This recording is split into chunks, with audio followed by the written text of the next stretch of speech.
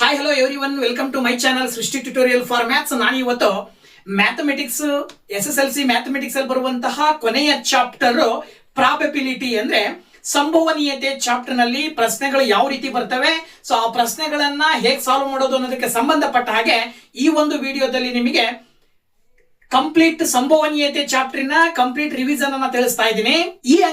ಈ ಒಂದು ಚಾಪ್ಟರ್ ನಲ್ಲಿ ಬರುವಂತ ಒಟ್ಟು ಅಂಕಗಳು 4.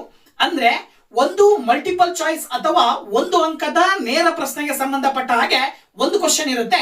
ಅದರ ಜೊತೆಗೆ 3 ಅಂಕದ ಒಂದು ಕ್ವಶನ್ 100% ಇರುತ್ತೆ. ಅಲ್ಲಿಗೆ ಒಟ್ಟು 3+1 4 ಅಂಕಗಳನ್ನ ಈ ಒಂದು ಚಾಪ್ಟರ್ ನಿಂದ ಕೇಳ್ತಾರೆ. ಸೊ ಈ ಒಂದು ಚಾಪ್ಟರ್ ಮೇಲೆ ಬರೋದು ಕೇವಲ 2 ಪ್ರಶ್ನೆಗಳು. ಒಂದು ಮಲ್ಟಿಪಲ್ ಚಾಯ್ಸ್ ಅಥವಾ ಒಂದು ಅಂಕದ ಒಂದು ಕ್ವಶನ್, ಇವೆರಡರಲ್ಲಿ ಒಂದಿರುತ್ತೆ. ಜೊತೆಗೆ 3 ಅಂಕದ ಒಂದು ಪ್ರಶ್ನೆಯನ್ನ ಕೇಳ್ತಾನೆ. ಓಕೆನಾ? ಸೊ ಈ 2 ಪ್ರಶ್ನೆಗಳನ್ನ ಯಾವ ರೀತಿನಲ್ಲಿ ಕೇಳ್ತಾನೆ, ಯಾವ ಟೈಪ್ ಅಲ್ಲಿ ಬರ್ತವೆ ಪ್ರಶ್ನೆಗಳು, ಅದನ್ನ ಸಾಲ್ವ್ ಮಾಡೋದು ಹೇಗೆ ಅಂತಕ್ಕಂಥದನ್ನ ನೋಡೋಣ. ಓಕೆನಾ? ಈ ಒಂದು ಪ್ರಾಬಬಿಲಿಟಿ ಅಥವಾ ಸಂಭವನೀಯತೆಯ ಮೇಲೆ ಪ್ರಶ್ನೆಗಳು ಹೇಗೆ ಬರ್ತವೆ ಅನ್ನೋದಕ್ಕಿಂತ ಮುಂಚಿತವಾಗಿ ಆ ಪ್ರಶ್ನೆಗಳನ್ನ ನೀವು ಆನ್ಸರ್ ಮಾಡಬೇಕು ಅಂದ್ರೆ ಕೆಲವೊಂದು ಪ್ರಮುಖವಾದಂತಹ ಪಾಯಿಂಟ್ಸ್ ಗಳನ್ನ ತಿಳ್ಕೊಬೇಕಾಗತ್ತೆ. ಆ ಪ್ರಮುಖವಾದಂತಹ ಪಾಯಿಂಟ್ಸ್ ಗಳ ಬಗ್ಗೆ ನಾವು ನೋಡ್ತಾ ಹೋದಾಗ ಈ ಒಂದು ಪ್ರಾಬಬಿಲಿಟಿ ಅಥವಾ ಸಂಭವನೀಯತೆಯನ್ನ ಯಾವಾಗ ಹೇಳ್ತೀವಪ್ಪ ಅಂತ ಹೇಳಿದ್ರೆ, ಒಂದು ಫಲಿತಾಂಶವನ್ನ ನೇರವಾಗಿ ಇಂತಹದ್ದೇ ಬರುತ್ತೆ ಅಂತೇಳಿ ಎಕ್ಸಾಕ್ಟ್ ಫಲಿತಾಂಶವನ್ನ ಹೇಳಲಿಕ್ಕೆ ಸಾಧ್ಯವಿಲ್ಲದೆ ಇದ್ದಾಗ ಅದನ್ನ ನಾವು ಸಂಭವನೀಯತೆಯ ರೂಪದಲ್ಲಿ ಹೇಳ್ತೀವಿ, ರಿಸಲ್ಟ್ ಅನ್ನ. ಅದರ ಆಧಾರದ ಮೇಲೆ ಆ ಒಂದು ರಿಸಲ್ಟ್ ಅನ್ನ ಹೇಳಬೇಕಾದ್ರೆ ಅಲ್ಲಿ 2 ತರಹದ ಕಂಟೆಂಟ್ ಬರುತ್ತೆ. ಏನಪ್ಪಾ ಅಂತ ಹೇಳಿದ್ರೆ, ಒಂದು ನಂಬರ್ ಆಫ್ ಈವೆಂಟ್ಸ್ ಇರ್ತದೆ, ಜೊತೆಗೆ ನಂಬರ್ ಆಫ್ ಔಟ್ಕಮ್ಸ್ ಅಂತ ಕರಿತೀವಿ ನಾವು. ಅಂದ್ರೆ ನಡೆಯುವ ಒಟ್ಟು ಘಟನೆಗಳು, ಅದರ ಜೊತೆಗೆ ಬರುವಂತ ಒಟ್ಟು ಫಲಿತಾಂಶಗಳನ್ನ ನಾವು ನೋಡ್ತಾ ಹೋಗ್ತೀವಿ. ಈಗ ಉದಾಹರಣೆಗೆ ಕಾಯಿನ್ ಅನ್ನ ಟಾಸ್ ಮಾಡ್ತಕ್ಕಂಥದ್ದನ್ನ ಸಾಮಾನ್ಯವಾಗಿ ಎಕ್ಸಾಂಪಲ್ ಕೊಡ್ತೀವಲ್ವಾ ನಾವು. ಕಾಯಿನ್ ಟಾಸ್ ಮಾಡ್ತಾ ಇದೀವಿ ಅಂತಕ್ಕಂಥದ್ದು ಒಂದು ಈವೆಂಟ್ ಆದ್ರೆ, ಒಂದು ಘಟನೆ ಅಂತ ಅಂದ್ರೆ, ಆ ಘಟನೆಯಲ್ಲಿ ಕಾಯಿನ್ ಅನ್ನ ಟಾಸ್ ಮಾಡಿದಾಗ ಹೆಡ್ ಬೀಳುತ್ತಾ ಅಥವಾ ಟೈಲ್ ಬೀಳುತ್ತಾ ಅನ್ನೋದನ್ನ ಮುಂಚಿತವಾಗಿ ಹೇಳಲಿಕ್ಕೆ ಸಾಧ್ಯ ಇಲ್ಲ. ಬಟ್ ಅದನ್ನ ಸಂಭವನೀಯತೆಯ ರೂಪದಲ್ಲಿ ಹೇಳ್ತೀವಲ್ವಾ. ಒಟ್ಟು ಘಟನೆಗಳಲ್ಲಿ ಒಟ್ಟು ಬರುವಂತಹ ಸಂಖ್ಯೆಗಳು ಎಷ್ಟು ಅಂದ್ರೆ 2, ಹೆಡ್ ಮತ್ತೆ ಟೈಲ್. ಅದನ್ನ ನಾವು ಟೋಟಲ್ ನಂಬರ್ ಆಫ್ ಔಟ್ಕಮ್ಸ್ ಅಂತ ಕರಿತೀವಿ, ಒಟ್ಟು ಫಲಿತಾಂಶಗಳು. ಅದರಲ್ಲಿ ಹೆಡ್ ಬೀಳುವ ಸಂಭವನೀಯತೆಯನ್ನ ಹೇಳೋದಾದ್ರೆ ಒಂದು ಘಟನೆಯನ್ನ ನಾವು ಕನ್ಸಿಡರ್ ಮಾಡ್ತೀವಲ್ವಾ, ಆ ಒಂದನ್ನ ಮೇಲ್ಗಡೆ ನಂಬರ್ ಆಫ್ ಈವೆಂಟ್ ಅಂತ ಕರಿತೀವಿ, ಘಟನೆಯ ಒಟ್ಟು ಸಂಖ್ಯೆ.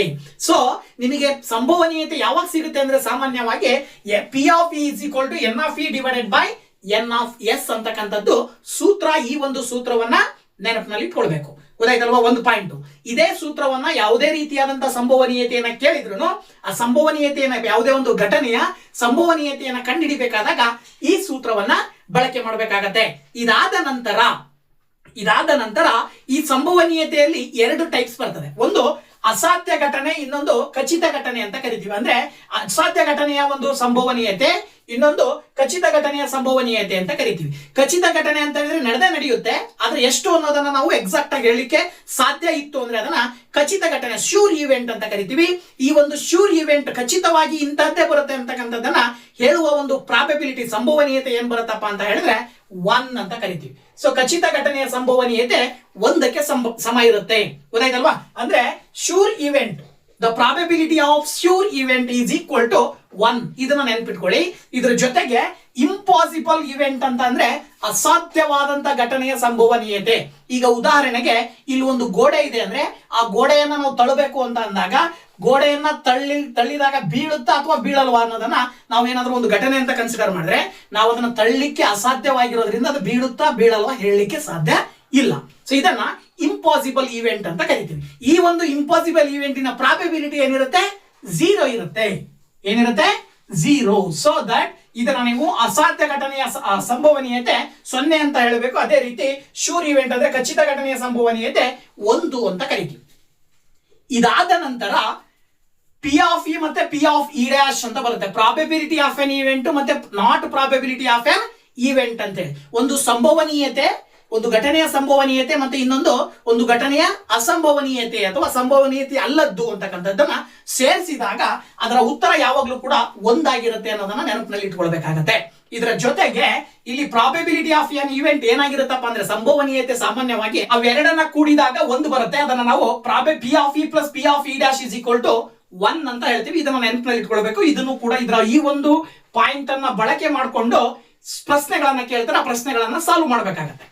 ಇದರ ಜೊತೆಗೆ ಸಂಭವನೀಯತೆ ಯಾವುದಕ್ಕೆ ಸಮ ಇರುತ್ತಪ್ಪ ಅಂತ ಹೇಳಿದ್ರೆ, ಸಂಭವನೀಯತೆ ಸಾಮಾನ್ಯವಾಗಿ 1ಕ್ಕಿಂತ ಕಡಿಮೆ ಇರುತ್ತೆ, ಮತ್ತೆ 0ಗಿಂತ ಜಾಸ್ತಿ ಇರುತ್ತೆ. ಅಂದ್ರೆ ಯಾವಾಗ್ಲೂ ಕೂಡ ಭಿನ್ನ ರಾಶಿಯ ರೂಪದಲ್ಲಿ 2ನೇ 1, 3ನೇ 2, 4ನೇ 1 ಈ ರೀತಿನಲ್ಲಿ ಭಿನ್ನ ರಾಶಿಯ ರೂಪದಲ್ಲಿ ಇರುತ್ತೆ. ಅಂದ್ರೆ ಅದರ ಅರ್ಥ ಏನು? ಯಾವಾಗಲೂ 0ಗಿಂತ ದೊಡ್ಡದಾಗಿರುತ್ತೆ, 1ಕ್ಕಿಂತ ಚಿಕ್ಕದಾಗಿರುತ್ತೆ. ಇದನ್ನು ನೆನಪಿನಲ್ಲಿ ಇಟ್ಕೊಳ್ಬೇಕಾಗತ್ತೆ. ಆ ಸಂಭವನೀಯತೆ ಮತ್ತು ಸಂಭವನೀಯತೆ ಅಲ್ಲದೆ ಇರತಕ್ಕಂತಹ ಎರಡನ್ನ ಕೂಡಿದಾಗ ನಮಗೆ ಒಟ್ಟು ಮೊತ್ತ ಎಷ್ಟು ಬರಬೇಕು? 1. ಗೊತ್ತಾಯ್ತಲ್ವಾ? ಸೊ ಈ ರೀತಿನಲ್ಲಿ ಈ ಪಾಯಿಂಟ್ಸ್ ಗಳನ್ನ ನೀವು ನೆನಪಿನಲ್ಲಿ ಇಟ್ಕೊಳ್ಬೇಕು. ಇದರ ಜೊತೆಗೆ ಈ ನಂಬರ್ಸ್ ಗಳನ್ನ ಕೇಳ್ತಾರೆ ಸಾಮಾನ್ಯವಾಗಿ. ಹೆಂಗೆ? ಡೈ ಅನ್ನ ಟಾಸ್ ಮಾಡ್ತಕ್ಕಂಥದ್ದು, ಡೈ ಅನ್ನ ಮೇಲಿಂದ ಕೆಳಗಡೆ ಬಿಡ್ತಾರೆ. ಆ ಡೈನಲ್ಲಿ ಮೇಲ್ಗಡೆ ಮುಖ ಇರ್ತಕ್ಕಂಥ ಸಂಖ್ಯೆ, ಆ ಸಂಖ್ಯೆ ಸಮ ಸಂಖ್ಯೆ ಆಗಿರುವ ಸಂಭವನೀಯತೆ, ಆ ಸಂಖ್ಯೆ ಬೆಸ ಸಂಖ್ಯೆ ಆಗಿರುವ ಸಂಭವನೀಯತೆ, ಅದು ಅವಿಭಾಜ್ಯ ಸಂಖ್ಯೆ ಆಗಿರುವ ಸಂಭವನೀಯತೆ, ಹಾಗೇನೆ ಅದು ಸಂಯುಕ್ತ ಸಂಖ್ಯೆ ಆಗಿರುವ ಸಂಭವನೀಯತೆ, ಈ ತರದ ಪ್ರಶ್ನೆಗಳು ಬರ್ತಾವೆ. ಸೊ ಈ ತರದ ಪ್ರಶ್ನೆಗಳಿಗೆ ನೀವು ಉತ್ತರವನ್ನ ನೀಡಬೇಕು ಅಂತ ಹೇಳಿದ್ರೆ even number, odd number, prime number, composite number ಇವುಗಳು ಯಾವುವು ಅನ್ನೋದು ನಿಮಗೆ ಗೊತ್ತಿರಬೇಕು. ಸೊ ಅದನ್ನ ನಾನು ತಿಳಿಸ್ತಾ ಇದ್ದೀನಿ. ಈವನ್ ಅಂತ ಹೇಳಿದ್ರೆ ಸಾಮಾನ್ಯವಾಗಿ ನಿಮಗೆ ಗೊತ್ತಿರುತ್ತೆ, ಸಮ ಸಂಖ್ಯೆಗಳು ಅಂದ್ರೆ ಸಂಖ್ಯೆಗಳನ್ನ ಜೋಡಿ ಜೋಡಿ ಮಾಡ್ಲಿಕ್ಕೆ ಸಾಧ್ಯವಾಗುವ ಸಂಖ್ಯೆಗಳನ್ನ ನಾವು ಸಮ ಸಂಖ್ಯೆಗಳು ಅಂತ ಕರಿತೀವಿ. ಯಾವುವು ಸಮ ಸಂಖ್ಯೆಗಳು ಅಂದ್ರೆ ಈವನ್ ನಂಬರ್ಸ್ ಅಂತ ಹೇಳಿದ್ರೆ 2, 4, 6, 8, 10 ಈ ರೀತಿ ಕಂಟಿನ್ಯೂ ಆಗಿ ಬರ್ತದೆ. ಈ ರೀತಿ ಜೋಡಿ ಜೋಡಿ ಮಾಡುವ ಸಾಧ್ಯ ಇರುವಂತಹ ಸಂಖ್ಯೆಗಳು 2, 4, 6, 8, 10 ಡ್ಯಾಶ್ ಡ್ಯಾಶ್ ಡ್ಯಾಶ್ ಈ ಎಲ್ಲಾ ಸಂಖ್ಯೆಗಳನ್ನ ನಾವು ಸಮ ಸಂಖ್ಯೆಗಳು ಅಂದ್ರೆ ಈವನ್ ನಂಬರ್ಸ್ ಅಂತ ಕರಿತೀವಿ. ಇದಾದ ನಂತರ ಆಡ್ ನಂಬರ್ಸ್ ಅಂದ್ರೆ ಬೆಸ ಸಂಖ್ಯೆಗಳು. ಬೆಸ ಸಂಖ್ಯೆಗಳು ಅಂತ ಹೇಳಿದ್ರೆ ಒಂದೊಂದೇ ಸಿಂಗಲ್ ಆಗಿ ಜೋಡಿ ಜೋಡಿ ಮಾಡಿ ಇನ್ನೂ ಒಂದು ಎಕ್ಸ್ಟ್ರಾ ಉಳಿತಕ್ಕಂಥದ್ದು, ಆ ತರದ ಸಂಖ್ಯೆಗಳಿದ್ರೆ ಅದನ್ನ ನಾವು ಬೆಸ ಸಂಖ್ಯೆಗಳು ಅಂತ ಕರಿತೀವಿ. ಅಂದ್ರೆ ಯಾವಪ್ಪ ಅಂದ್ರೆ 1, 3, 5, 7, 9, 11 ಡಾಟ್ ಡಾಟ್ ಡಾಟ್ ಡಾಟ್ ಈ ಸಂಖ್ಯೆಗಳನ್ನ ನಾವು ಬೆಸ ಸಂಖ್ಯೆಗಳು ಅಂದ್ರೆ ಆಡ್ ನಂಬರ್ಸ್ ಅಂತ ಹೇಳ್ಬಿಟ್ಟು ಹೇಳ್ತೀವಿ. ಓಕೆನಾ? ಇದಾದ ನಂತರ ಪ್ರಮುಖವಾಗಿ ಪ್ರೈಮ್ ನಂಬರ್ಸ್ ಅಂತ ಕೊಡ್ತಾರೆ. ಅಂದ್ರೆ ಅವಿಭಾಜ್ಯ ಸಂಖ್ಯೆಗಳು. ಯಾವಪ್ಪ ಅವಿಭಾಜ್ಯ ಸಂಖ್ಯೆಗಳು ಅಂದ್ರೆ ಒಂದು ಮತ್ತು ಅದೇ ಸಂಖ್ಯೆಯಿಂದ ಭಾಗ ಆಗ್ಬೇಕೆ ಹೊರತಾಗಿ ಬೇರಾವ ಸಂಖ್ಯೆಯಿಂದನೂ ಕೂಡ ಭಾಗ ಆಗಬಾರ್ದು. ಅಂತಹ ಸಂಖ್ಯೆಗಳನ್ನ ಅವಿಭಾಜ್ಯ ಸಂಖ್ಯೆ ಅಂತ ಕರಿತೀವಲ್ವಾ? ಸೊ ಆ ಸಂಖ್ಯೆಗಳನ್ನ ನಾವು ಬರಿತಾ ಹೋದಾಗ ಮೊದಲಿಗೆ ಬರುವಂತಹ ಅವಿಭಾಜ್ಯ ಸಂಖ್ಯೆನೇ 2. ಸೊ 2 ನಂತರ ಬರುವಂತಹ ಅವಿಭಾಜ್ಯ ಸಂಖ್ಯೆ ಯಾವ್ದಪ್ಪ ಅಂದ್ರೆ 3. 3ರ ನಂತರ ಬರುವಂತಹ ಅವಿಭಾಜ್ಯ ಸಂಖ್ಯೆ 5, ಅದರ ನಂತರ 7, ಅದರ ನಂತರ 11 ಈ ರೀತಿ ಯಾವ ಸಂಖ್ಯೆಯಿಂದನೂ ಭಾಗ ಆಗಬಾರ್ದು. ಅದೇ ಸಂಖ್ಯೆಯನ್ನ ಬಿಟ್ರೆ ಬೇರಾವ ಸಂಖ್ಯೆಯಿಂದನೂ ಭಾಗ ಆಗಬಾರ್ದು. ಅಂತಹ ಸಂಖ್ಯೆಗಳನ್ನ ನಾವು ಪ್ರೈಮ್ ನಂಬರ್ಸ್ ಅಂತ ಕರಿತೀವಿ. ಸೊ ಈ ತರದ ಪ್ರೈಮ್ ನಂಬರ್ಸ್ ಗಳನ್ನ ನೀವು ನೆನ್ಪಿಟ್ಕೊಳ್ಬೇಕು. ಪ್ರೈಮ್ ನಂಬರ್ಸ್ ಅಂದ್ರೆ ಯಾವುವು ಅನ್ನೋದು ನಿಮ್ ತಲೆಯಲ್ಲಿ ಇರಬೇಕು.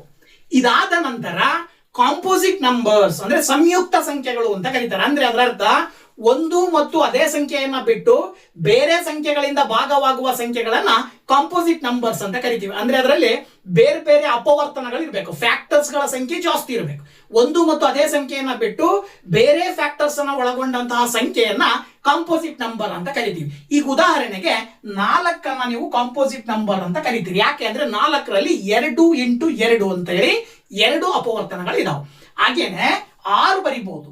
ಓಕೆನಾ? 4, 6 ಅದಾದ ನಂತರದಲ್ಲಿ 8, 10 ಓಕೆನಾ, 12 ಹಾಗೇನೆ 14 ಈ ತರದ ಸಂಖ್ಯೆಗಳೇನು ಬರ್ತಾವಲ್ಲ ಇವುಗಳನ್ನ ನಾವು ಕಾಂಪೋಸಿಟ್ ನಂಬರ್ಸ್ ಅಂತ ಹೇಳಿ ಕರಿತೀವಿ. ಸೊ ಈ ತರದ ಕಾಂಪೋಸಿಟ್ ನಂಬರ್ಸ್ ಗಳ ಬಗ್ಗೆನೂ ಕೂಡ ನಿಮಗೆ ಮಾಹಿತಿ ಇರಬೇಕು. ಇದಾದ ನಂತರ ಸ್ಕ್ವೇರ್ ನಂಬರ್ಸ್, ಇನ್ನೊಂದು ಕ್ಯೂಬ್ ನಂಬರ್ಸ್ ಅಂತ ಬರ್ತವೆ. ಸ್ಕ್ವೇರ್ ನಂಬರ್ಸ್ ಅಂದ್ರೆ ಗೊತ್ತಲ್ಲ, ವರ್ಗ ಸಂಖ್ಯೆ.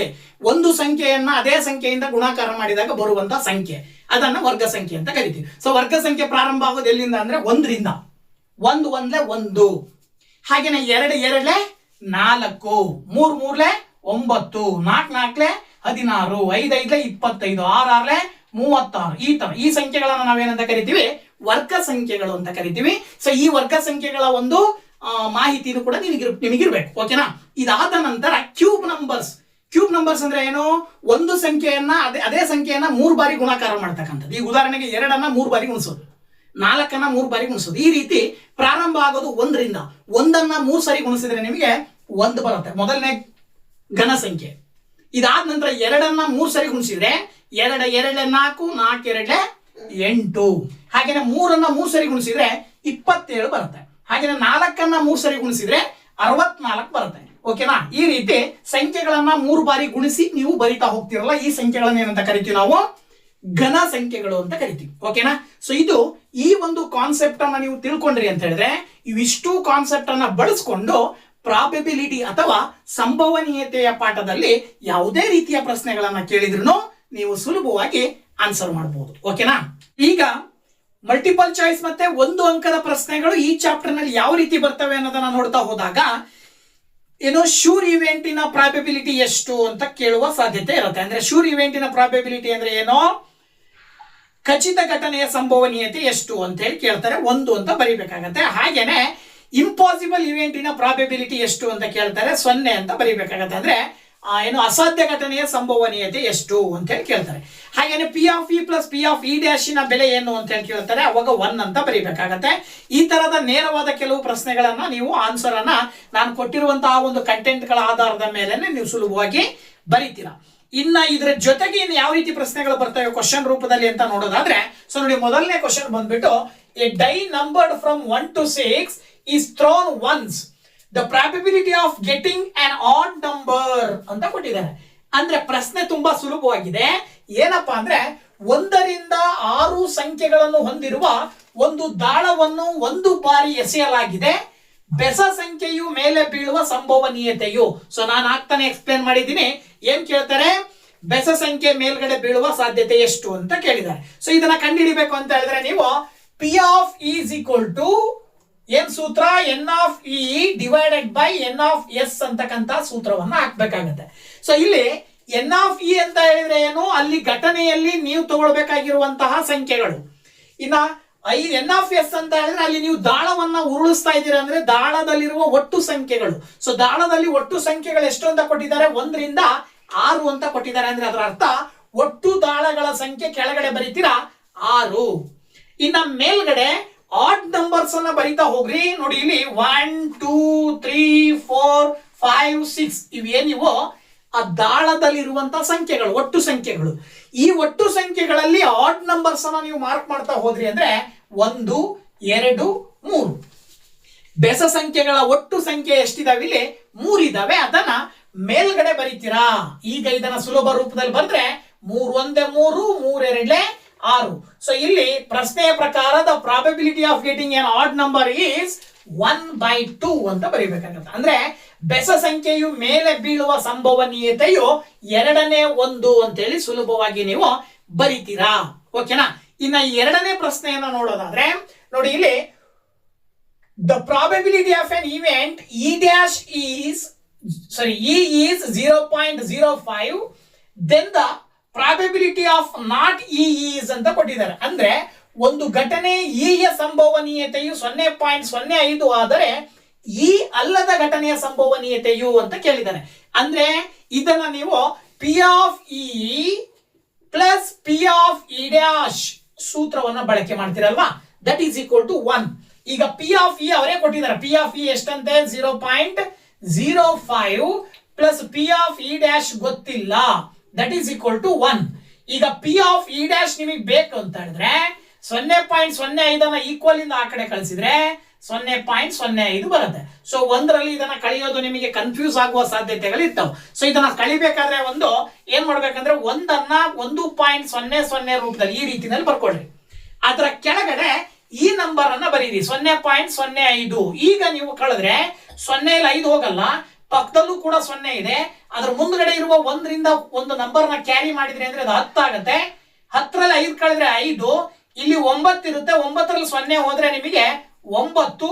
ಇಲ್ಲಿ ಸಂಖ್ಯೆ 0 ಇರುತ್ತೆ, 0ಲ್ಲಿ 0 ಕಳೆಯಬಹುದು. ಸೊ ದಟ್ ಏನ್ ಬಂತು ಉತ್ತರ ನಿಮಗೆ 0.95 ಅಂದ್ರೆ 0.95 ಬಂತು. ಈ 0.95 ಅನ್ನೋದೇನಿದು ಪಿ ಆಫ್ ಇ ಡ್ಯಾಶ್ ಅಂದ್ರೆ ಘಟನೆ ಇ ಅಲ್ಲದ ಸಂಭವನೀಯತೆಯು 0.95 ಬರುತ್ತೆ ಅಂತ ಹೇಳಿ ನೀವು ಆನ್ಸರ್ ನ ಸುಲಭವಾಗಿ ಬರಿತೀರಾ. ಇದಾದ ನಂತರ 3ನೇ ಕ್ವಶನ್ ಒಂದನ್ನ ನೋಡೋಣ. The probability of winning a game is 3/4, then the probability of losing the same game ಅಂದ್ರೆ ಒಂದು ಆಟದಲ್ಲಿ ಗೆಲುವಿನ ಸಂಭವನೀಯತೆಯು 4ನೇ 3 ಆದರೆ ಅದೇ ಆಟದ ಸೋಲಿನ ಸಂಭವನೀಯತೆ ಇದು ಕೂಡ ಮೇಲಿನ ಸೂತ್ರದ ಆಧಾರದ ಮೇಲೆನೆ ಬರಿಬೇಕಾಗತ್ತೆ. P of E plus P of E dash is equal to 1. So P of E ಕೊಟ್ಟಿದ್ದಾರೆ ಅಂತ ತಿಳ್ಕೊಂಡು ನೀವು ಪಿ ಆಫ್ ಇ ಡ್ಯಾಶ್ ಕಂಡುಹಿಡಿಬೇಕಾಗತ್ತೆ. ಈಗ ನೋಡಿ ಇಲ್ಲಿ ಪಿ ಆಫ್ ಇ ಡ್ಯಾಶ್ ಬೇಕು ಅಂತ ಹೇಳಿದ್ರೆ ಇಲ್ಲಿ ಪಕ್ಕದಲ್ಲಿ 1 ಇದೆ, 3/4 ನ ಈಕ್ವಲ್ ಇಂದ ಆ ಕಡೆ ಕಳಿಸ್ರಿ -3/4 ಆಗತ್ತೆ.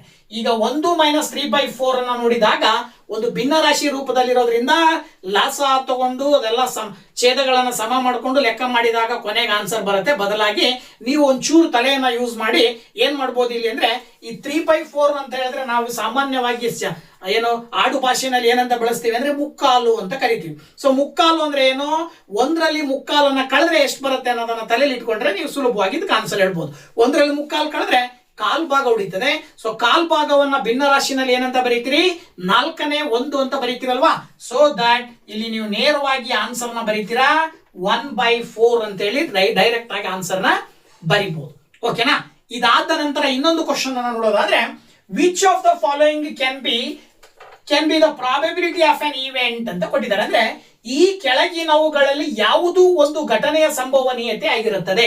ಕೆಳಗಡೆ ಇರುವ ಸಂಖ್ಯೆಗಳನ್ನು ಕೊಟ್ಟಿರೋದನ್ನ ಅಬ್ಸರ್ವ್ ಮಾಡಿದಾಗ ನಿಮಗೆ ನಾನು ಹೇಳಿದೆ ಅವಾಗಲೇ ಏನಂತೇಳಿ, ಸಂಭವನೀಯತೆ ಅಥವಾ ಪ್ರಾಬಬಿಲಿಟಿ ಅನ್ನೋದು ಏನಾಗಿರುತ್ತೆ ಅಂದ್ರೆ 1ಕ್ಕಿಂತ ಕಡಿಮೆ ಇರುತ್ತೆ, 0ಗಿಂತ ಜಾಸ್ತಿ ಇರುತ್ತೆ. ಅಂದ್ರೆ ಅದರ ಅರ್ಥ 1ಕ್ಕಿಂತ ಕಡಿಮೆ ಇರಬೇಕು ಅಂದ್ರೆ ಭಿನ್ನ ರಾಶಿ ರೂಪದಲ್ಲಿ ಇರಬೇಕು, 0ಗಿಂತ ಜಾಸ್ತಿ ಇರಬೇಕಂದ್ರೆ ಆ ಸಂಖ್ಯೆಗೆ ಮೈನಸ್ ಚಿಹ್ನೆ ಇರಬಾರ್ದು. ಈ 2 ಕಂಡೀಷನ್. ಸೊ ಈ 2 ಕಂಡೀಷನ್ ಅನ್ನ ಬಳಸ್ಕೊಂಡು ನೀವು ಇಲ್ಲಿ ಆನ್ಸರ್ ನ ಹಿಡಿದ್ರಿ ಅಂದ್ರೆ ಯಾವ್ದಕ್ಕೆ ಹೇಳ್ಬೋದು ಅಂದ್ರೆ ನೋಡಿ, ಇಲ್ಲಿ 1/5 ಇದೆಯಲ್ಲ, ಆಪ್ಷನ್ ಎ ನ ಆಯ್ಕೆ ಮಾಡಬಹುದು. ಇಲ್ಲಿ 1.5 ಅಂದ್ರೆ ಇದು 1ಕ್ಕಿಂತ ದೊಡ್ಡದು. 5/2 ಅಂತ ಹೇಳಿದ್ರೆ 2ರಿಂದ ಇದನ್ನ ಭಾಗಾಕಾರ ಮಾಡಿದ್ರೆ 2.5 ಬರುತ್ತೆ. ಸೊ ಇದು ಕೂಡ 1ಕ್ಕಿಂತ ದೊಡ್ಡದು. ಇಲ್ಲಿ -5 ಇದೆ ಅಂದ್ರೆ ಅದರ ಅರ್ಥ ಚಿಹ್ನೆ ಮೈನಸ್ ಇರೋದ್ರಿಂದ 0ಗಿಂತ ಚಿಕ್ಕದು. ಸೊ ನಮ್ಮ ಕಂಡೀಷನ್ 0ಗಿಂತ ದೊಡ್ಡದಿರಬೇಕು, 1ಕ್ಕಿಂತ ಕಡಿಮೆ ಇರಬೇಕು ಅಂದ್ರೆ ಮೊದಲನೇ ಆಪ್ಷನ್ ಎ ಅಂತಕ್ಕಂಥದ್ದನ್ನ ನೀವು ಉತ್ತರ ಅಂತೇಳಿ ಆಯ್ಕೆ ಮಾಡಬೇಕಾಗತ್ತೆ. ಓಕೆನಾ. ಸೊ ಈ ರೀತಿನಲ್ಲಿ ಇನ್ನೂ ಹಲವಾರು ರೀತಿಯ ಇದೇ ಒಂದು ಮಾಡೆಲ್ ಪ್ಯಾಟರ್ನ್ ಅನ್ನ ಬಳಸ್ಕೊಂಡು ಹಲವಾರು ಪ್ರಶ್ನೆಗಳನ್ನ ಕೇಳ್ತಾರೆ. ಸೊ ಆ ಪ್ರಶ್ನೆಗಳಿಗೆ ಸಂಬಂಧಪಟ್ಟ ಹಾಗೆ LPA ದಲ್ಲಿ ಕ್ವಶನ್ಸ್ ಇದಾವೆ, ಮಾಡೆಲ್ ಪೇಪರ್ಸ್ ಅಲ್ಲಿ ಇದಾವೆ, ಜೊತೆಗೆ ಪ್ರಿಪರೇಟರಿ ಎಕ್ಸಾಮ್ ನಲ್ಲೂ ಕೂಡ ಈ ಒಂದು ಚಾಪ್ಟರ್ ಮೇಲೆ ಬಂದಂತಹ ಮಲ್ಟಿಪಲ್ ಚಾಯ್ಸ್ ಮತ್ತೆ 1 ಅಂಕದ ಪ್ರಶ್ನೆಗಳನ್ನ ಪ್ರಾಕ್ಟೀಸ್ ಮಾಡಿ ಖಂಡಿತವಾಗ್ಲೂ ಕೂಡ ಇದರಿಂದ ನೀವು ಆನ್ಸರ್ 1 ಅಂಕವನ್ನ ಪಡ್ಕೊಳ್ಬಹುದು. ಇದಾದ ನಂತರ 3 ಅಂಕದ ಪ್ರಶ್ನೆಯನ್ನ ನೋಡೋಣಲ್ವಾ. ಸೊ ಹಾಗೆ 3 ಅಂಕದ ಪ್ರಶ್ನೆಗಳು ಯಾವ ರೀತಿ ಬರ್ತವೆ ಅಂತಕ್ಕಂಥದ್ದನ್ನ ನೋಡೋದಾದ್ರೆ ನೋಡಿ, ಇಲ್ಲಿ ಒಂದು ಕ್ವಶನ್ ಅನ್ನ ಕೊಟ್ಟಿದ್ದಾರೆ. ಹೇಗೆಪ್ಪ ಅಂದ್ರೆ, 2 coins are tossed simultaneously, find the probability of getting at least one head, B both heads, C not head ಅಂತ ಕೊಟ್ಟಿದ್ದಾರೆ. ಅಂದ್ರೆ ಒಟ್ಟಿಗೆ 2 ನಾಣ್ಯಗಳನ್ನ ಚಿಮ್ಮಿದ್ದಾರೆ. 2 ನಾಣ್ಯಗಳನ್ನ ಒಟ್ಟಿಗೆ ಚಿಮ್ಮಿದಾಗ ಒಂದಾದರೂ ಶಿರ ಮೇಲೆ ಬೀಳುವ, ಹಾಗೇನೆ ಬಿ 2 ಶಿರಗಳು ಮೇಲೆ ಬೀಳುವ, ಹಾಗೇನೆ ಸಿ ಶಿರಗಳು ಮೇಲೆ ಬೀಳದ, ಅಂದ್ರೆ 2 ಶಿರಗಳು ಮೇಲೆ ಬೀಳಬಾರ್ದು, ಆ ತರಹದ ಸಂಭವನೀಯತೆಗಳನ್ನ ತಿಳಿಸಿ ಅಂತ ಕ್ವಶನ್ ಕೊಟ್ಟಿದ್ದಾರೆ. ಸೊ ಈ 3 ಪ್ರಶ್ನೆಗಳಿಗೆ ಉತ್ತರವನ್ನ ಬರೀಬೇಕು ಅಂತ ಹೇಳಿದ್ರೆ, ಈಗ 2 ಕಾಯಿನ್ ಅನ್ನ ಟಾಸ್ ಮಾಡ್ತಾ ಇದ್ದೀರಿ ಅಂತ ಹೇಳಿದಾಗ ಟೋಟಲ್ ನಂಬರ್ ಆಫ್ ಔಟ್ಕಮ್ಸ್ ಅಂದ್ರೆ ಒಟ್ಟು ಫಲಿತಾಂಶಗಳನ್ನ ಬರ್ಕೊಳ್ಬೇಕು. ಅದನ್ನ N(S) ಅಂತ ಹೇಳ್ತೀವಿ ನಾವು. ಸೊ N(S) ಒಟ್ಟು ಫಲಿತಾಂಶಗಳನ್ನ ನೀವು ಬರಿತಾ ಹೋದಾಗ 2 ಕಾಯಿನ್ಗಳಿಗೆ ಸಪೋಸ್ ನೀವು ನಂಬರ್ಸ್ ಅನ್ನ ಕೊಟ್ರಿ ಅಂದ್ರೆ, ಫಸ್ಟ್ ಕಾಯಿನ್ ಸೆಕೆಂಡ್ ಕಾಯಿನ್ ಅಂತ ತಗೊಂಡ್ರೆ 2 ಕಾಯಿನ್ ನಂಬರ್ 1 ಮತ್ತೆ ನಂಬರ್ 2 2 ಕಾಯಿನ್ಸ್ ಹೆಡ್ ಬೀಳುವ ಸಂಭವನೀಯತೆ ಇರುತ್ತೆ. ಅಂದ್ರೆ ಔಟ್ಕಮ್ ಬಂದ್ಬಿಟ್ಟು 1 ಸಿಕ್ತು H. ಒಂದನೇದು ಹೆಡ್ ಬಿದ್ದು 2ನೇದು ಟೈಲ್ ಬೀಳ್ಬಹುದು ಅಲ್ವಾ. ಹಾಗೇನೆ ಇನ್ನೊಂದು ಸಂಭವನೀಯತೆ 2 ಟೈಲ್ ಬೀಳಬಹುದು ಅಲ್ವಾ, 2 ಟೈಲ್ ಬೀಳಬಹುದು, ಅಥವಾ 1ನೇದು ಟೈಲ್ ಬಿದ್ದು 2ನೇದು ಹೆಡ್ ಬೀಳಬಹುದು, ಟೈಲ್ ಹೆಡ್. ಈ ತರಹದ ಸಂಭವನೀಯತೆ ಇರುತ್ತೆ. ಒಟ್ಟು 4 ಸಂಭವನೀಯತೆಗಳು ಬರ್ತವೆ. ಒಂದೇ ಟೈಮಿಗೆ 2 ಕಾಯಿನ್ ಅನ್ನ ಟಾಸ್ ಮಾಡಿದ್ರೆ ಒಟ್ಟು 4 ಔಟ್ಕಮ್ಸ್ ಬೀಳ್ತವೆ. ಸೊ ಈ 4 ಔಟ್ಕಮ್ಸ್ ಗಳ ಆಧಾರದ ಮೇಲೆ ಒಟ್ಟು ಫಲಿತಾಂಶಗಳು 4 ಇದಾವೆ ಅಂದ ಮೇಲೆ ಈ 4ರಲ್ಲಿ ಒಂದೊಂದಕ್ಕೆ ನೀವು P ಆಫ್ E ಅನ್ನ ಚೇಂಜ್ ಮಾಡ್ತಾ ಹೋಗ್ಬೇಕು. ಈಗ ಮೊದಲನೇದಾಗಿ ಎ ಅಂತ ಕನ್ಸಿಡರ್ ಮಾಡಿದ್ರೆ N(S) ನಲ್ಲಿ ಯಾವುದೇ ಬದಲಾವಣೆ ಇಲ್ಲ. 1 2 3 4.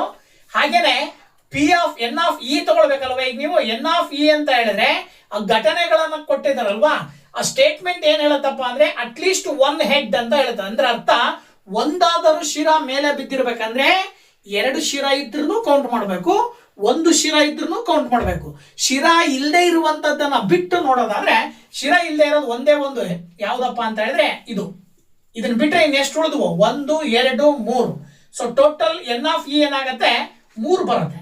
ಸೊ ಅಲ್ಲಿಗೆ ಎಗೆ ಆನ್ಸರ್ ಅನ್ನ ನೀವು P of E is equal to n of E divided by n of S ಅಂತ ತಗೊಂಡ್ರಿ ಅಂದ್ರೆ ಆನ್ಸರ್ ವೆರಿ ಸಿಂಪಲ್ 3/4 ಬರುತ್ತೆ. ಒಂದನೇದಕ್ಕೆ ಆನ್ಸರ್ ಇದು. ಇನ್ನ ಬಿ ಕ್ವಶನ್ ಏನ್ ಹೇಳುತ್ತೆ ನೋಡೋದಾದ್ರೆ ಬಿ ಬಂದ್ಬಿಟ್ಟು ಹೇಳ್ತದೆ ಏನಪ್ಪಾ ಅಂದ್ರೆ ಎರಡೂ ಶಿರಗಳು ಮೇಲೆ ಬೀಳುವ ಬೋತ್ ಹೆಡ್ಸ್ ಅಂತ ಹೇಳಿದ್ರೆ ಎರಡೂ ಶಿರಗಳು ಮೇಲೆ ಬೀಳೋದು ಒಂದೇ ಸಂಭವನೀಯತೆ, ಒಂದೇ ಬಾರಿ ಎರಡೂ ಶಿರಗಳು ಮೇಲ್ ಬೀಳುತ್ತವೆ. ಅದರ ಅರ್ಥ ಏನು? N of E is equal to ಏನಂತ ತಗೊಳ್ತೀರಾ? 1. ಸೊ ಅಲ್ಲಿಗೆ P of E is equal to ಏನಾಗತ್ತೆ? Then n of E by n of S formula ಹಾಕ್ತೀರಾ. ಎನ್ ಆಫ್ ಇ ಅಂತ ಹೇಳಿದ್ರೆ 1 divided by 4. So that this is the answer. ಓಕೆನಾ? ಇದಾದ ನಂತರ ನೆಕ್ಸ್ಟ್ ಸಿ ಕೊಟ್ಟಿದಾರಲ್ವಾ, ಸಿ ನ ನೋಡ್ಬಿಟ್ಟು ನೋ ಹೆಡ್ ಅಂತಿದೆ. ಹೆಡ್ ಇಲ್ಲದೆ ಇರುವ ಸಂಭವನೀಯತೆ. ಸೊ ಹೆಡ್ ಇಲ್ಲದೆ ಇರುವ ಸಂಭವನೀಯತೆಯನ್ನು ನೋಡಿದಾಗ ಹೆಡ್ ಇಲ್ಲದೆ ಇರ್ತಕ್ಕಂಥದ್ದು ಯಾವ್ದಪ್ಪ ಅಂತ ಹೇಳಿದ್ರೆ ಕೇವಲ ಇದು ಒಂದು ಮಾತ್ರ ಹೆಡ್ ಇಲ್ಲದೆ ಇರ್ತಕ್ಕಂಥದ್ದು. ಪ್ರತಿ ಸಂದರ್ಭದಲ್ಲೂ ಹೆಡ್ ಇದೆ. ಹೆಡ್ ಇಲ್ಲದೆ ಇರುವಂತಹ ಸಾಧ್ಯತೆ ಒಂದೇ ಇರೋದ್ರಿಂದಾಗಿ ಇಲ್ಲೂ ಕೂಡ ಎನ್ ಆಫ್ ಇ ಬಂದ್ಬಿಟ್ಟು ಏನ್ ಬರುತ್ತೆ? 1 ಬರುತ್ತೆ. ಸೊ ದಟ್ ಇದಕ್ಕೂ ಕೂಡ answer P of E is equal to n of E divided by n of S ಅಂತ ಬರ್ಕೊಂಡು 1/4 ಅಂತೇಳಿ ಆನ್ಸರ್ ಬರೀತೀರಾ. ಗೊತ್ತಾಯ್ತಲ್ವಾ? ಸೊ ದಟ್ ಮೊದಲನೇದಾಗಿ ಒಂದಾದರೂ ಶಿರ ಮೇಲೆ ಬೀಳುವ ಸಂಭವನೀಯತೆ 3/4. ಹಾಗೇನೆ ಎರಡೂ ಶಿರಗಳ ಮೇಲೆ ಬೀಳುವ ಸಂಭವನೀಯತೆ 1/4. ಶಿರ ಒಂದು ಇಲ್ಲದೆ ಇರುವಂತಹ ಸಂಭವನೀಯತೆನೂ ಕೂಡ 1/4. ಓಕೆನಾ? ಇದಾದ ನಂತರ ಇದೇ ಕಾಯಿನ್ ಟಾಸ್ ಮಾಡೋದಕ್ಕೆ ಸಂಬಂಧಪಟ್ಟ ಹಾಗೆ 2 ನಾಣ್ಯದ್ದು ಕೊಟ್ಟಿದ್ದಾರೆ, 3 ನಾಣ್ಯದ್ದು ಕೂಡ ಕೊಡುವ ಸಾಧ್ಯತೆಗಳು ಕೂಡ ಇರ್ತವೆ.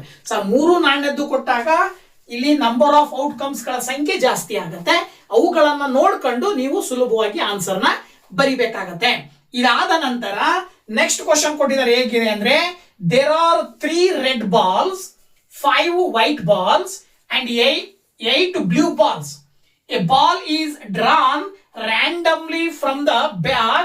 Find the probability that the ball is drawn a red ball and not a white ball ಅಂತ ಕೊಟ್ಟಿದ್ದಾರೆ. Very simple. ಒಂದು ಚೀಲ ಇದೆ.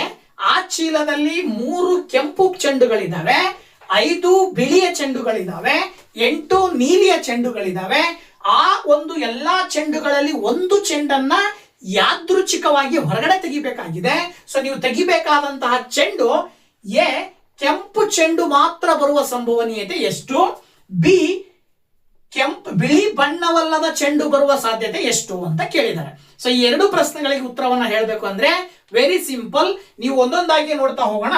ಮೊದಲನೇದಾಗಿ ಎನ್ ಆಫ್ ಎಸ್ ಅಂತ ಕನ್ಸಿಡರ್ ಮಾಡ್ತೀರಲ್ಲ, ಇಲ್ಲಿ ಇರುವ ಒಟ್ಟು ಚೆಂಡುಗಳನ್ನ ನೀವು ಕೌಂಟ್ ಮಾಡಿದ್ರೆ n of S is equal to 3 ಕೆಂಪು, 5 ಬಿಳಿ, ಹಾಗೆ 8 ನೀಲಿ. ಎಷ್ಟಾಯ್ತು? ಅಲ್ಲಿಗೆ ಟೋಟಲ್ 16 ಬಾಲ್ಸ್ ಇದಾವೆ. ಒಟ್ಟು ಚೆಂಡುಗಳ ಸಂಖ್ಯೆ 16 ಇದೆ. ಸೊ ಇದರ ಆಧಾರದ ಮೇಲೆ ಮೊದಲನೇ ಕ್ವಶನ್ ಹೇಳ್ತದೆ ಏನಪ್ಪಾ ಅಂದ್ರೆ ಕೆಂಪು ಚೆಂಡು ಬರುವ ಪ್ರಾಬಬಿಲಿಟಿ. ಅಲ್ಲಿಗೆ P of E is equal to ಏನ್ ಸೂತ್ರ? N of E divided by n of S ಅಂತ ಹೇಳ್ತಿರ್ತಾನೆ. ಸೊ ಎನ್ ಆಫ್ ಇ ಬಂದ್ಬಿಟ್ಟು ಇದಕ್ಕೆ ಉತ್ತರ ಎನ್ ಆಫ್ ಇ ಏನಂತ ತಗೊಳ್ಬೇಕು? ಇರುವ ಒಟ್ಟು 16 ಚೆಂಡುಗಳಲ್ಲಿ ಕೆಂಪು ಬಣ್ಣದ ಚೆಂಡುಗಳ ಸಂಖ್ಯೆ ಎಷ್ಟಪ್ಪ ಅಂತ ಹೇಳಿದ್ರೆ 3. ಸೊ ಇದು ಎನ್ ಆಫ್ ಇ ಆಗತ್ತೆ. ಅಲ್ಲಿಗೆ ಇದು ಎನ್ ಆಫ್ ಇ ಅಂತ ಹೇಳಿದ್ರೆ 3 ಮೇಲ್ಗಡೆ ಬರೀತೀರಾ, ಎನ್ ಆಫ್ ಎಸ್ ಅಂತ ಹೇಳಿದ್ರೆ ಟೋಟಲ್ 16 ಕೆಳಗಡೆ ಬರೀತೀರಾ. ಸೊ 3/16. ಇಲ್ಲಿ 3 ಮತ್ತು 16 ಭಾಗ ಆಗದೆ ಇರೋದ್ರಿಂದ ಆನ್ಸರ್ ಅನ್ನ ನೀವು 3/16 ರೂಪದಲ್ಲೇನೆ ಬರೀತೀರಾ. ಇನ್ನ ಬಿ ಬಂದ್ಬಿಟ್ಟು ಏನ್ ಹೇಳ್ತಾ ಇದೆ? ಬಿಳಿ ಬಣ್ಣವಲ್ಲದ ಚೆಂಡು ಅಂದ್ರೆ ಬಿಳಿ ಬರಬಾರ್ದು, ರೆಡ್ ಬರಬಹುದು ಅಥವಾ ಬ್ಲೂ ಬರಬಹುದು. ಅಂದ್ರೆ ಇಲ್ಲಿಗೆ ರೆಡ್ ಬ್ಲೂಗಳ ಸಂಖ್ಯೆಯನ್ನ ಕೂಡಿದಾಗ ಎನ್ ಆಫ್ ಇ ಸಿಗುತ್ತೆ. ನೋಡಿ ಇಲ್ಲಿ ಇದಕ್ಕೆ ಎರಡನೇದಕ್ಕೆ ಎನ್ ಆಫ್ ಇ ಬಂದ್ಬಿಟ್ಟು ರೆಡ್ ಮತ್ತೆ ಬ್ಲೂ ಕೂಡಿದಾಗ 8ಕ್ಕೆ 3 ಕೂಡಿದ್ರೆ ನಿಮಗೆ ಏನ್ ಬರುತ್ತೆ? 11 ಬರುತ್ತೆ. ಓಕೆನಾ? ಎನ್ ಆಫ್ ಇ ಬಂದ್ಬಿಟ್ಟು 11. ಸೊ ಬಿ ಗೆ ಉತ್ತರ ಬೇಕು ಅಂತ ಹೇಳಿದ್ರೆ ನೀವು ಇಲ್ಲಿ n of E divided by n of S ಮಾಡ್ತೀರಲ್ವಾ. ಸೊ ಎನ್ ಆಫ್ ಇ ಬಂದ್ಬಿಟ್ಟು 11 divided by n of S ಬಂದ್ಬಿಟ್ಟು ಟೋಟಲಿ 16. ಸೊ ದಟ್ 11/16 ಅಂದ್ರೆ ರೆಡ್ ಬಾಲ್ ನ ಪ್ರಾಬಬಿಲಿಟಿ ಬಂದು 3/16. ನಾಟ್ ಎ ರೆಡ್ ಬಾಲ್ ಬರುವಂತಹ ಪ್ರಾಬಬಿಲಿಟಿ ಅಂದ್ರೆ ನಾಟ್ ಎ ವೈಟ್ ಬಾಲ್ ಬಿಟ್ಟು ಬೇರೆ ಬರಬೇಕು. ರೆಡ್ ಬರ್ಬೋದು ಅಥವಾ ಬ್ಲೂ ಬರ್ಬೋದು. ಆ ಒಂದು ಪ್ರಾಬಬಿಲಿಟಿ 11/16. ಓಕೆನಾ? ಓಕೆ, ನೆಕ್ಸ್ಟ್ ಇನ್ನೊಂದು ಕ್ವಶನ್ ನೋಡೋದಾದ್ರೆ ಇಲ್ಲಿ A box contains cards numbered from 2 to 25 and is well shuffled. A card is drawn at random. Find the probability that the card drawn is an even number, b a perfect square. ಅಂದ್ರೆ question ಹೇಳೋದು 2 ರಿಂದ 25ರವರೆಗೆ ನಮೂದಿಸಿರುವ ಕಾರ್ಡ್ಗಳನ್ನು ಒಂದು ಪೆಟ್ಟಿಗೆಯಲ್ಲಿ ಹಾಕಿ ಬೆರೆಸಲಾಗಿದೆ. ಪೆಟ್ಟಿಗೆಯಿಂದ ಒಂದು card ಅನ್ನು ಯಾದೃಚ್ಛಿಕವಾಗಿ ತೆಗೆದಾಗ ಅದು ಒಂದು ಸಮ ಸಂಖ್ಯೆ ಮತ್ತು ಒಂದು ಪೂರ್ಣ ವರ್ಗ ಸಂಖ್ಯೆ ಆಗಿರುವ ಸಂಭವನೀಯತೆಯನ್ನ ಕಂಡುಹಿಡಿಯಿರಿ ಅಂತ ಕ್ವಶನ್ ಇದೆ. ಸೊ ಇದನ್ನ ಕಂಡುಹಿಡಿಬೇಕು ಅಂತ ಹೇಳಿದ್ರೆ ಮೊದಲನೇದಾಗಿ 2 ರಿಂದ 25 ತನಕ ಇರುವ ಸಂಖ್ಯೆಗಳನ್ನ ನೀವು ನೋಡ್ತಾ ಹೋದಾಗ ಮೊದಲನೇದಾಗಿ 2 ರಿಂದ 25ರವರೆಗೆ ಇರುವ ಸಂಖ್ಯೆಗಳನ್ನ ಬರ್ಕೊಂಡ್ರೆ 2, 3, 4, 5, 6, 7, 8, 9, 10 ಹಾಗೇನೆ 11, 12, 13, 14, 15, 16, 17, 18, 19, 20, 21, 22, 23, 24 ಮತ್ತೆ 25 ಇಷ್ಟು ಸಂಖ್ಯೆಯ ಕಾರ್ಡ್ಗಳು ಇದಾವಲ್ಲಿ. ಸೊ ಅಲ್ಲಿಗೆ ಒಟ್ಟು ಕಾರ್ಡ್ಗಳ ಸಂಖ್ಯೆಯನ್ನ ಕೂಡಿದಾಗ ಎನ್ ಆಫ್ ಎಸ್ ಎಷ್ಟು ಬರುತ್ತೆ ನೋಡಿ. 1 2 3 4 5 6 7 8 9 10 11 12 13 14 15 16 17 18 19 20 21 22 23 24 24 ಕಾರ್ಡ್ಗಳ ಸಂಖ್ಯೆ ಸಿಗ್ತವೆ.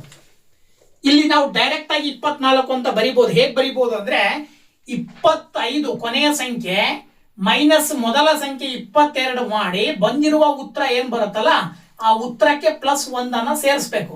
ಆಗ ನಿಮಗೆ 24 ಬರುತ್ತೆ. ನಾವು ಡೈರೆಕ್ಟ್ ಆಗಿ ನಂಬರ್ನ ಬರ್ಕೊಳ್ತೀವಿ. ಇದನ್ನೆಲ್ಲ ಬರ್ಕೊಳ್ಳೋದು ಬೇಡ ಅಂದ್ರೆ ಈ ರೀತಿ ಬರಿಬಹುದು. ನಾನು ಈ ರೀತಿ ಬರ್ಕೊಂಡಿರುವಂತ ಉದ್ದೇಶ ಇಲ್ಲಿ ಕ್ವಶನ್ ಮುಂದೆ ಪ್ರಶ್ನೆಗಳು ಬರ್ತವೆ. ಅಂಡ್ ಈವನ್ ನಂಬರ್ ಅಂದ್ರೆ ಅಲ್ಲಿ ಈವನ್ ನಂಬರ್ಗಳು ಯಾವುವು ಅನ್ನೋದನ್ನ ಮಾರ್ಕ್ ಮಾಡ್ಕೊಳ್ಬೇಕಾಗತ್ತೆ. ಹಾಗೇನೆ ಪರ್ಫೆಕ್ಟ್ ಸ್ಕ್ವೇರ್ಗಳು ಯಾವುವು ಅನ್ನೋದನ್ನ ಮಾರ್ಕ್ ಮಾಡ್ಕೊಳ್ಬೇಕು. ಅದಕ್ಕೋಸ್ಕರ ಬರ್ಕೊಂಡಿದ್ದೀನಿ. ಸೊ ನೋಡಿ ಇಲ್ಲಿ ಎನ್ ಆಫ್ ಎಸ್ ಬಂದ್ಬಿಟ್ಟು 24 ಬರುತ್ತೆ. ಈಗ ಮೊದಲನೇ ಕ್ವಶನ್ ಹೇಳುತ್ತೆ ಏನಪ್ಪಾ ಅಂತ ಹೇಳಿದ್ರೆ ಅಂಡ್ ಈವನ್ ನಂಬರ್ಗಳನ್ನ ನೀವು ಕನ್ಸಿಡರ್ ಮಾಡಿ ಅವುಗಳನ್ನ ಎನ್ ಆಫ್ ಇ ಅಂತ ಬರ್ಕೊಳ್ರಿ. ಈವನ್ ನಂಬರ್ ಅಂದ್ರೆ ಹೇಳಿದೀನಿ ತಾನೆ, ಸಮ ಸಂಖ್ಯೆ. ಯಾವ್ಯಾವಪ್ಪ ಸಮ ಸಂಖ್ಯೆಗಳು ಅಂತ ನೋಡಿದಾಗ 1 2 3 4 5 6 7 8 9 10 11 12 ಸಮ ಸಂಖ್ಯೆಗಳು ಒಟ್ಟು ಎಷ್ಟಿದಾವೆ 12. So n of E is equal to 12. ಅಲ್ಲಿಗೆ ನಿಮಗೆ ಪ್ರಾಬಬಿಲಿಟಿ ಕೇಳಿದಾರಲ್ವಾ. ಸೊ ಪ್ರಾಬಬಿಲಿಟಿ ಕಂಡುಹಿಡಿಬೇಕಂದ್ರೆ n of E by n of S that is equal to n of E ಅಂತ ಹೇಳಿದ್ರೆ 12 divided by n of S ಅಂತ ಹೇಳಿದ್ರೆ 24. ಸೊ ದಟ್ 12 ಒಂದ್ಲೆ 12 ಎರಡ್ಲೆ ಅಂದ್ರೆ probability ಬಂದು 1/2 ಬರುತ್ತೆ. ಏನ್ ಬರುತ್ತೆ ಆನ್ಸರ್ 1/2. ಇದಾದ ನಂತರ ಬಿ ಎರಡನೇದು ಕೇಳಿದರೆ A perfect square. So perfect square ಅಂದ್ರೆ ಗೊತ್ತಲ್ಲ ನಿಮಗೆ. ಪರ್ಫೆಕ್ಟ್ ಸ್ಕ್ವೇರ್ ಅಂದ್ರೆ ಏನು? ಪೂರ್ಣ ವರ್ಗ ಸಂಖ್ಯೆ. ಸೊ ಇದರಲ್ಲಿ ಪೂರ್ಣ ವರ್ಗ ಸಂಖ್ಯೆಗಳು ಯಾವ್ಯಾವ ಇದಾವೆ ಅನ್ನೋದನ್ನ ನೀವು ರೌಂಡ್ ಹಾಕೊಂಡ್ರಿ ಅಂದ್ರೆ ಕೌಂಟ್ ಮಾಡಬಹುದು. ಸೊ ಪೂರ್ಣ ವರ್ಗ ಸಂಖ್ಯೆಗಳು ಯಾವಿದಾವೆ ಅಂದ್ರೆ 4 ಅನ್ನೋದು ಪೂರ್ಣ ವರ್ಗ ಸಂಖ್ಯೆ. ಅದರ ಜೊತೆಗೆ ಏನು ನೆಕ್ಸ್ಟ್ ಯಾವುದು 9 ಪೂರ್ಣ ವರ್ಗ ಸಂಖ್ಯೆ, ಹಾಗೇನೆ 16 ಪೂರ್ಣ ವರ್ಗ ಸಂಖ್ಯೆ. ಅದಾದ ನಂತರ ನೆಕ್ಸ್ಟ್ 25 ಪೂರ್ಣ ವರ್ಗ ಸಂಖ್ಯೆ. 2 2 4 3 3 9 4 4 16 5 5 25. ಸೊ ಒಟ್ಟು ಪೂರ್ಣ ವರ್ಗ ಸಂಖ್ಯೆಗಳು ಅಂದ್ರೆ ಪರ್ಫೆಕ್ಟ್ ಸ್ಕ್ವೇರ್ಸ್ ಎಷ್ಟಿದಾವೆ 1 2 3 4. So n of E is equal to ಏನ್ ಬರುತ್ತೆ 4. ಸೊ ಈಗ ನೀವು ಪ್ರಾಬಬಿಲಿಟಿ ಕಂಡುಹಿಡಿಬೇಕಲ್ವಾ. So that P of E is equal to n of E divided by n of S ಮಾಡ್ರಿ. ಸೊ ಎನ್ ಆಫ್ ಇ ಬಂದ್ಬಿಟ್ಟು ಮೇಲ್ಗಡೆ ಬರ್ಕೊಂಡಿದ್ರಲ್ವಾ 4, ಹಾಗೇನೆ ಎನ್ ಆಫ್ ಎಸ್ ಬಂದ್ಬಿಟ್ಟು ಟೋಟಲ್ ಎಷ್ಟು 24. ಸೊ ದಟ್ ಸಿಂಪ್ಲಿಫೈ ಮಾಡಿದ್ರೆ 4 1 4 4 6 24 ಏನ್ ಬಂತ ಆನ್ಸರ್ 1 ಡಿವೈಡೆಡ್ ಬೈ 6 ಬಂತು. ಓಕೆನಾ. So this is the answer. ಇನ್ನ ನೆಕ್ಸ್ಟ್ ಕ್ವಶನ್ ಅನ್ನು ನೋಡೋದಾದ್ರೆ there are 36 mangoes in a basket. 1/4 of the mangoes are rotten and others are good. Find the probability of getting a good mango when one mango is drawn randomly from the basket. Question ಏನು ಹೇಳ್ತಾ ಇದೆ ಅಂದ್ರೆ ಒಂದು ಬುಟ್ಟಿಯಲ್ಲಿ 36 ಮಾವಿನ ಹಣ್ಣುಗಳಿವೆ. ಆ 36 ಮಾವಿನ ಹಣ್ಣುಗಳಲ್ಲಿ 4/1 ಹಣ್ಣುಗಳು ಕೊಳೆತಿದಾವೆ, ಉಳಿದಿರ್ತಕ್ಕಂಥವು ಚೆನ್ನಾಗಿದ್ದಾವೆ. ಸೊ ಬುಟ್ಟಿಯಿಂದ ಯಾದೃಚ್ಛಿಕವಾಗಿ ಒಂದು ಹಣ್ಣನ್ನ ತೆಗೆದಾಗ ನೀವು ತೆಗೆಯುವ ಪ್ರತಿ ಸಂದರ್ಭದಲ್ಲೂ ಚೆನ್ನಾಗಿರುವಂತಹ ಹಣ್ಣುಗಳೇ ಸಿಗ್ಬೇಕು. ಅಂತಹ ಸಂಭವನೀಯತೆ ಎಷ್ಟು ಅಂತ ಕೇಳಿದ್ದಾರೆ. ಸೊ ಇದನ್ನ ಕಂಡುಹಿಡಿಬೇಕು ಅಂದ್ರೆ ನೀವು ಒಟ್ಟು N(S) ಅನ್ನ ಮೊದಲು ಬರ್ಕೊಂಡ್ಬಿಡ್ತೀರಾ ನೀವು. N(S) ಬಂದ್ಬಿಟ್ಟು ಎಷ್ಟು, ಆ ಒಂದು ಬುಟ್ಟಿಯಲ್ಲಿರುವ ಒಟ್ಟು ಹಣ್ಣುಗಳ ಸಂಖ್ಯೆ N(S) = 36. ಇದರಲ್ಲಿ 4/1 ಭಾಗ ಕೊಳತು ಹೋಗಿದಾವೆ ಅಂದ್ರೆ ಅಲ್ಲಿಗೆ ರೋಟನ್ ಮ್ಯಾಂಗೋ ಅಂತ ಬರೀತೀರಾ. ಫಸ್ಟ್ ರೋಟನ್ ಮ್ಯಾಂಗೋಗಳ ಸಂಖ್ಯೆಯನ್ನು ಬರ್ಕೊಳ್ಬೇಕಲ್ವಾ. ರೋಟನ್ ಮ್ಯಾಂಗೋ ಅಂದ್ರೆ ಕೊಳೆತಿರುವ ಹಣ್ಣುಗಳು ಎಷ್ಟು ಅಂತ ಕಂಡುಹಿಡ್ಕೊಳ್ಬೇಕು. ಫಸ್ಟ್ ಕೊಳೆತಿರುವ ಹಣ್ಣುಗಳು ಎಷ್ಟು ಬರ್ತಾವಪ್ಪ ಅಂದ್ರೆ ಅವರೇ ಹೇಳ್ತಾ ಇದ್ದಾರೆ 4/1 × 36 ಮಾಡ್ಬೇಕು ನೀವು. ಅಂದ್ರೆ 36ರಲ್ಲಿ 4/1 ಭಾಗ ಕೊಳೆತಿದಾವೆ.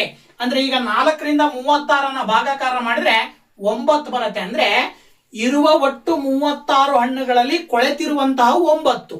ಸೊ 9 ಕೊಳೆತಿದಾವೆ ಅಂದ್ರೆ ಗುಡ್ ಮ್ಯಾಂಗೋಸ್ ಎಷ್ಟಿದಾವೆ, ಒಳ್ಳೆಯ ಹಣ್ಣುಗಳು, ಚೆನ್ನಾಗಿರುವ ಹಣ್ಣುಗಳು ಎಷ್ಟಿದಾವೆ. ಸೊ ಗುಡ್ ಮ್ಯಾಂಗೋಸ್ ಅಂದ್ರೆ ಚೆನ್ನಾಗಿರುವ ಹಣ್ಣುಗಳ ಸಂಖ್ಯೆಯನ್ನು ಕಂಡುಹಿಡ್ಕೊಳ್ಬೇಕು. ಈಗ ನೀವು ಚೆನ್ನಾಗಿರುವ ಹಣ್ಣುಗಳ ಸಂಖ್ಯೆ. ಸೊ ಚೆನ್ನಾಗಿರುವ ಹಣ್ಣುಗಳ ಸಂಖ್ಯೆ ಬೇಕು ಅಂದ್ರೆ ಒಟ್ಟು ಹಣ್ಣುಗಳ ಸಂಖ್ಯೆನಲ್ಲಿ ಕೊಳೆತಿರುವ ಹಣ್ಣುಗಳ ಸಂಖ್ಯೆಯನ್ನ ಕಳೆದಾಗ ಬರ್ತಕ್ಕಂಥ ಉತ್ತರ ಏನಿದೆ ಅದು ನೀವು ಇಲ್ಲಿ ತೋಡ್ತೀರಿ. ಎಷ್ಟು ಬರ್ತದೆ ಅಂತ ಹೇಳಿದ್ರೆ 27 ಅಂದ್ರೆ 27 ಬರುತ್ತೆ. 27 ಹಣ್ಣುಗಳು ಚೆನ್ನಾಗಿದ್ದಾವೆ. 9 ಹಣ್ಣುಗಳು ಕೊಳತು ಹೋಗಿದ್ರೆ 27 ಹಣ್ಣುಗಳು ಚೆನ್ನಾಗಿದ್ದಾವೆ ಅಂತ ಅರ್ಥ. ಸೊ ಈಗ ಪ್ರಾಬೆಬಿಲಿಟಿ ಕೇಳಿದಾರೆ ತಾನೆ ಅವರು. ಏನ್ ಪ್ರಾಬೆಬಿಲಿಟಿ ಕೇಳಿರ್ತಕ್ಕಂಥದ್ದು, ಚೆನ್ನಾಗಿರುವ ಹಣ್ಣುಗಳನ್ನ ತೆಗೆಯುವ ಸಂಭವನೀಯತೆ ಅಂತ ಕೇಳಿದ್ದಾರೆ. ಏನು, the probability of getting A good mango so that P(E) = N(E) divided by N(S) ಮಾಡ್ಬೇಕು ತಾನೆ. ಸೊ N(E) ಬಂದ್ಬಿಟ್ಟು ಏನು ತಗೊಳ್ಬೇಕು ನೀವು, 27. ಒಟ್ಟು ಚೆನ್ನಾಗಿರುವ ಹಣ್ಣುಗಳ ಸಂಖ್ಯೆ 27 ಆದ್ರೆ ಒಟ್ಟು ಹಣ್ಣುಗಳ ಸಂಖ್ಯೆ, ಆ ಬುಟ್ಟಿಯಲ್ಲಿರುವ ಒಟ್ಟು ಹಣ್ಣುಗಳ ಸಂಖ್ಯೆ 36. ಸೊ 27 ಮತ್ತೆ 36 ನೀವು ಭಾಗಾಕಾರ ಮಾಡೋದಾದ್ರೆ 9 3 27, 9 4 36. ಎಷ್ಟು ಬಂತ ಆನ್ಸರ್, 4/3 ಅಂದ್ರೆ 3/4. ಗೊತ್ತಾಯ್ತಲ್ವಾ. So this is the answer. So ಈ ತರದ ಪ್ರಶ್ನೆಗಳನ್ನ ನಿಮಗೆ ಕೇಳುವ ಸಾಧ್ಯತೆಗಳಿರ್ತವೆ. ಜೊತೆಗೆ ನಿಮಗೆ ಡೈಸ್ ಅನ್ನ ಟಾಸ್ ಮಾಡ್ತಕ್ಕಂಥದ್ದು, 2 ಡೈ ಅನ್ನ ಒಟ್ಟಿಗೆ ಟಾಸ್ ಮಾಡ್ತಕ್ಕಂಥದ್ದು ಕೇಳ್ತಾರೆ. 3 ಕಾಯಿನ್ಸ್ ಅನ್ನ ಒಟ್ಟಿಗೆ ಟಾಸ್ ಮಾಡುವ ಸಂಭವನೀಯತೆಯನ್ನು ಕೇಳ್ತಾರೆ. ಸೊ ಈ ತರಹದ ಪ್ರಶ್ನೆಗಳನ್ನ ನೀವು ಪ್ರಾಕ್ಟೀಸ್ ಮಾಡೋದ್ರ ಜೊತೆಗೆ ಮಾಡೆಲ್ ಪೇಪರ್, LBA ಜೊತೆಗೆ ಪ್ರಿಪರೇಟರಿ ಎಕ್ಸಾಮ್ಸ್ ಅಲ್ಲಿ ಬಂದಂತಹ ಪ್ರಶ್ನೆಗಳನ್ನ ಪ್ರಾಕ್ಟೀಸ್ ಮಾಡಿ. ಖಂಡಿತವಾಗ್ಲೂ ಈ ಚಾಪ್ಟರ್ ಬರುವ 3 ಅಂಕದ ಕ್ವಶನ್ ಅನ್ನ ಸುಲಭವಾಗಿ ನೀವು ಸಾಲ್ವ್ ಮಾಡ್ತೀರಾ ಅಂತ ಹೇಳ್ತಾ ಇಷ್ಟೋ ತನಕ ವಿಡಿಯೋ ನೋಡಿದ್ದಕ್ಕೆ ತಮ್ಮೆಲ್ಲರಿಗೂ ಕೂಡ ಥ್ಯಾಂಕ್ಸ್ ಹೇಳ್ತಾ ಇದ್ದೀನಿ. ನೆಕ್ಸ್ಟ್ ಇನ್ನೂ ವಿಶೇಷವಾಗಿರ್ತಕ್ಕಂಥ ವಿಡಿಯೋದೊಂದಿಗೆ ಮತ್ತೆ ಬರ್ತೀನಿ. ಅಲ್ಲಿ ತನಕ ವೇಟ್ ಮಾಡ್ತಾ ಇರಿ ಅಂತ ಹೇಳ್ತಾ once again thank you very much. Bye bye.